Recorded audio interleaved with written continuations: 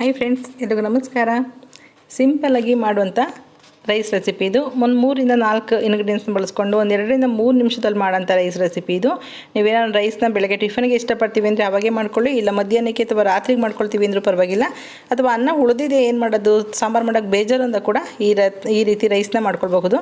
ತುಂಬಾ ಚೆನ್ನಾಗಿರುತ್ತೆ. ನಾನಿಲ್ಲಿ ಮಧ್ಯಾಹ್ನ ಲಂಚ್ ಕೂಡ ಇದೇ ರೈಸ್ನ ಡಬ್ಬಿ ಕಟ್ತಾ ಇರೋದ್ರಿಂದ ಬಿಸಿ ಅನ್ನ ಮಾಡ್ಕೊಂಡಿದ್ದೀನಿ. ನೀವು ಸ್ಕೂಲ್ ಮಕ್ಳಿಗೆ ಏನಾದ್ರು ಕಟ್ಟಾದರೆ ಆದಷ್ಟು ಬಿಸಿ ಅನ್ನ ಮಾಡ್ಕೊಳ್ಳಿ. ಮನೇಲಿರೋದಾದರೆ ಅನ್ನ ಉಳಿದಿದ್ರು ಕೂಡ ಈ ರೀತಿ ಒಗ್ಗರಣೆ ಮಾಡ್ಕೊಳ್ಬೋದು.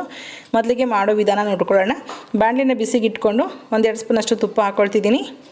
ತುಪ್ಪ ಬಿಸಿ ಆದ ನಂತರ ಬೇರೆ ಇಂಗ್ರೀಡಿಯೆಂಟ್ಸ್ನ ಹಾಕ್ಕೊಳ್ಬೇಕಾಗುತ್ತೆ. ನೀವು ತುಪ್ಪದ ಬದಲಿಗೆ ಬೆಣ್ಣೆ, ತುಪ್ಪ, ಎಣ್ಣೆ ಕೂಡ ಹಾಕ್ಕೊಳ್ಬಹುದು. ನಿಮಗೆ ಯಾವುದು ಮನೆಯಲ್ಲಿ ಸಿಗುತ್ತೆ ಅದನ್ನು ಹಾಕ್ಕೊಳ್ಳಿ.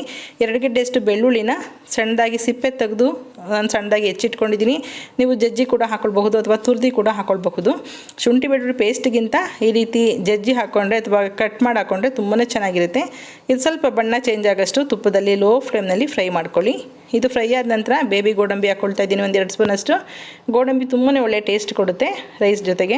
ಅದನ್ನು ಕೂಡ ಸ್ವಲ್ಪ ಕ್ರಿಸ್ಪಿ ಆಗೋಷ್ಟು ಎಲ್ಲ ಪದಾರ್ಥಗಳನ್ನು ಲೋ ಫ್ಲೇಮ್ನಲ್ಲೇ ಫ್ರೈ ಮಾಡ್ಕೋಬೇಕಾಗತ್ತೆ. ಗೋಡಂಬಿ ಫ್ರೈ ಆದ ನಂತರ ಸ್ವಲ್ಪ ಕರಿಬೇವಿನ ಸೊಪ್ಪು ಹಾಕ್ಕೊಳ್ಳೋಣ. ಕರಿಬೇವಿನ ಸೊಪ್ಪು ಸ್ವಲ್ಪ ಫ್ರೈ ಆದ ನಂತರ 2 ಹೆಚ್ಚಿರೋಂಥ ಹಸಿಮೆಣ್ಸಿಕಾಯಿ ಹಾಕ್ಕೊಳ್ತಿದ್ದೀನಿ. ನಾನಿಲ್ಲಿ ಉದ್ದುದ್ದ ಹೆಚ್ಚು ಹಾಕ್ಕೊಳ್ತಿದ್ದೀನಿ. ಫ್ರೈ ಆಗಿಬಿಟ್ಟು ರೈಸ್ ಎಲ್ಲ ಕಲಿಸುವಾಗ ಆ ಹಸಿಮೆಣ್ಸಿಕಾಯಿನ ಸೈಡ್ಗೆ ಎತ್ತಿಡೋದಕ್ಕೆ ಈಸಿ ಆಗುತ್ತೆ. ಹಾಗಾಗಿ ಸಣ್ಣದಾಗಿ ಹೆಚ್ಚಿಲ್ಲ ನಾನು ಹಸಿಮೆಣ್ಸಿಕಾಯಿನ ಉದ್ದುದ್ದ ಹೆಚ್ಚು ಹಾಕ್ಕೊಂಡಿದ್ದೀನಿ.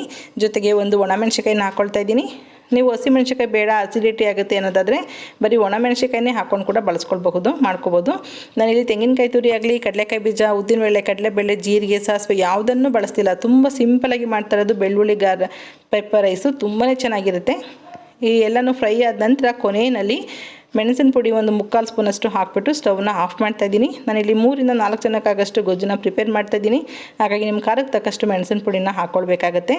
ಕೊನೆಯಲ್ಲಿ ಕೊತ್ತಂಬರಿ ಸೊಪ್ಪು ಹಾಕ್ಕೊಳ್ತೀನಿ. ನಾನು ಮೆಣಸಿನ ಪುಡಿ ಹಾಕ್ದಾಗಲೇ ಸ್ಟವ್ನ ಆಫ್ ಮಾಡಿದ್ದೀನಿ. ಜಸ್ಟ್ ಬಿಸಿಗೆ ಆ ಫ್ಲೇವರ್ ಚೆನ್ನಾಗೇ ಮಿಕ್ಸ್ ಆಗುತ್ತೆ. ಕೊತ್ತಂಬರಿ ಸೊಪ್ಪೆಲ್ಲ ಫ್ರೈ ಆದ ನಂತರ ನಾವು ರೈಸ್ನ ಕಲಿಸ್ಕೋಬೇಕಾಗುತ್ತೆ. ಇದಕ್ಕೆ ರುಚಿಗೆ ತಕ್ಕಷ್ಟು ಉಪ್ಪು ಹಾಕ್ಕೊಳ್ಳೋಣ. ನಾನಿಲ್ಲಿ ನಿಂಬೆಹಣ್ಣು, ಹಳದಿ ಪುಡಿ ಏನನ್ನು ಬಳಸ್ತಿಲ್ಲ. ಚಿತ್ರಾನ್ನ ಥರ ಟೇಸ್ಟ್ ಆಗುತ್ತೆ. ಹಾಗಾಗಿ ನಿಮಗೆ ಇಷ್ಟ ಇದ್ದರೆ ಹಾಕ್ಕೊಳ್ಬಹುದು. ಅನ್ನ ಕೂಡ ಉಪ್ಪು ಹಾಕಿ ಅನ್ನ ಮಾಡ್ಕೊಂಡಿರೋದ್ರಿಂದ ಈ ಗೊಜ್ಜಿಗೆ ಎಷ್ಟು ಬೇಕಾಗುತ್ತೆ ಅಷ್ಟು ಮಾತ್ರ ಉಪ್ಪನ್ನ ಮಿಕ್ಸ್ ಮಾಡ್ಕೊಳ್ತಾ ಇದ್ದೀನಿ. ನೀವು ಎಲ್ಲನ ಹೊರಗಡೆ ಹೋಗ್ತೀರಾ, ಮನೇಲಿ ಅಡುಗೆ ಮಾಡ್ಕೊಳ್ಳೋದಕ್ಕೆ ಆಗಲ್ಲ ಬೇರೆಯವ್ರು ಇರೋರಿಗೆ ಅಂತ ಅನ್ನೋದಾದರೆ ಈ ರೀತಿ ಗೊಜ್ಜನ್ನ ಪ್ರಿಪೇರ್ ಮಾಡಿ ನೀವು ಸ್ಟೋರ್ ಮಾಡಿಟ್ಟು ಹೋಗ್ಬೋದು. ಅವ್ರು ರೈಸ್ ಮಾಡ್ಕೊಂಡು ಕೂಡ ಮಿಕ್ಸ್ ಮಾಡ್ಕೊಳ್ತಾರೆ. ಅಥವಾ ಇದಕ್ಕೇ ಮೊಸರು ಹಾಕ್ಕೊಂಡು ಕೂಡ ತುಂಬಾ ಚೆನ್ನಾಗಿರುತ್ತೆ. ನೀವು ಈ ರೀತಿ ಡಬ್ಬಿಗೆ ತುಂಬಿಟ್ಬಿಟ್ಟು ಹೋಗ್ಬೋದು. ಒಗ್ಗರಣೆ ಮಾಡಿಬಿಟ್ಟು ಚೆನ್ನಾಗಿರುತ್ತೆ. ನಾನು ಅವಾಗಲೇ ಮಾಡಿರೋಂಥ ಅನ್ನನ ಪ್ಲೇಟ್ನಲ್ಲಿ ತಣ್ಣಗಾಗೋದಕ್ಕೆ ಬಿಟ್ಟಿದ್ನಲ್ಲ ಅನ್ನ ಮಿಕ್ಸ್ ಮಾಡ್ಕೊಳ್ತೀನಿ. ಗೊಜ್ಜು ಜಾಸ್ತಿ ಇದರಿಂದ ಸ್ವಲ್ಪ ಗೊಜ್ಜನ್ನ ಎತ್ತಿಟ್ಕೊಂಡಿದ್ದೀನಿ. ನಾನು ಆವಾಗಲೇ ಹೇಳ್ದಂಗೆ ನೀವು ಫ್ರಿಜ್ನಲ್ಲಿ ಇಡಬೇಕಾದ ಅವಶ್ಯಕತೆ ಇಲ್ಲ, ಹೊರಗಡೆನೇ ಇಡಬಹುದು. 3-4 ದಿವಸದವರೆಗೂ ಇರುತ್ತೆ. ತುಂಬ ಚೆನ್ನಾಗಿ ಲೋ ಫ್ಲೇಮ್ನಲ್ಲಿ ಫ್ರೈ ಮಾಡಿ ಇಟ್ಕೊಂಡು ಒಂದು ಡಬ್ಬಿಗೆ ಏರ್ಟೈಟ್ ಕಂಟೈನರ್ಗೆ ಹಾಕಿ ಇಟ್ಬಿಟ್ಟು ಹೋದರೆ ಮನೇಲಿರೋರು ಅದನ್ನು ಬಿಸಿಯನ್ನು ಮಾಡ್ಕೊಂಡು ಈ ರೀತಿ ಮಿಕ್ಸ್ ಮಾಡ್ಕೊಳ್ತಾರೆ. ನೋಡಿದ್ರಲ್ಲ, ನಾನು ಯಾವುದೇ ಕಲರ್ ಹಾಕಿಲ್ಲ ಅಷ್ಟೇ. ನಿಮ್ಗೆ ಏನಾದ್ರು ಕಲರ್ ಇಷ್ಟಪಟ್ಟರೆ ನೀವು ಇದಕ್ಕೆ ಯಾವ್ದಾರ ಕಲರ್ ಬೇಕಾದ್ರೆ ನೀವು ಮಿಕ್ಸ್ ಮಾಡ್ಕೊಳ್ಬಹುದು.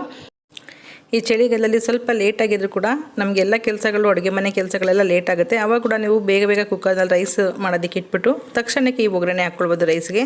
ತುಂಬಾ ಈಸಿ ರೆಸಿಪಿ, ಬೇಗ ಕೂಡ ಆಗುತ್ತೆ. ಮಕ್ಳಿಗೆ ಡಬ್ಬಿ ಕಟ್ಟೋದಕ್ಕೆ ಕೂಡ ಟೆನ್ಷನ್ ಇರೋದಿಲ್ಲ. ಒಂದು ಸಲ ನೀವು ಅನ್ನ ಉಳಿದಿದ್ರೆ ಆಗಲಿ, ಬಿಸಿ ಅನ್ನನೇ ಆಗಲಿ ಒಂದು ಸಲ ಟ್ರೈ ಮಾಡಿ ನೋಡಿ. ನಿಮಗೂ ಖಂಡಿತವಾಗ್ಲೂ ಇಷ್ಟ ಆಗುತ್ತೆ. Okay, bye, thank you.